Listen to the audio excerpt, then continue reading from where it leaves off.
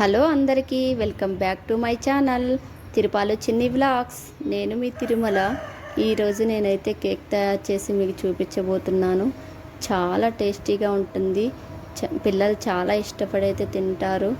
మీరు ట్రై చేయండి. 3 ఆరెంజ్ని తీసుకొని జ్యూస్ చేసి పక్కన పెట్టుకోవాలి. ఆ ఆరెంజ్ జ్యూస్లో డ్రై ఫ్రూట్స్ అన్నీ వేసుకొని 2 నిమిషాల పాటు స్టవ్ మీద వేడి చేసుకోవాలి. వేడి చేసుకొని పక్కనైతే పెట్టుకోవాలి. బౌల్ తీసుకొని 1.5 కప్పు పంచదార వేసుకొని ఆయిల్ 1/2 కప్పు ఆయిల్ వేసుకొని బాగా కలుపుకొని పెరుగేసుకోవాలి. పెరుగు 1.5 కప్ వేసుకోవాలి. 1.5 కప్పు పెరుగేసుకొని ఎస్తరతో బాగా మిక్స్ చేసుకోవాలి.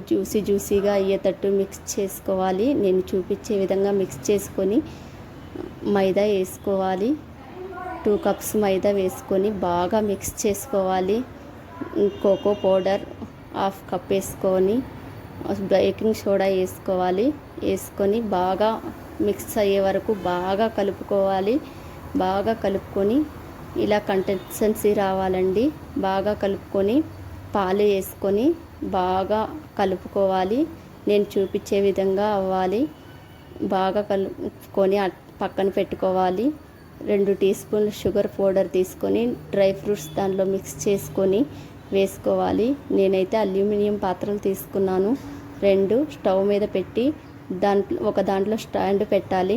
పెట్టి ఇంకొక బౌల్లో ఆయిల్ వేసుకొని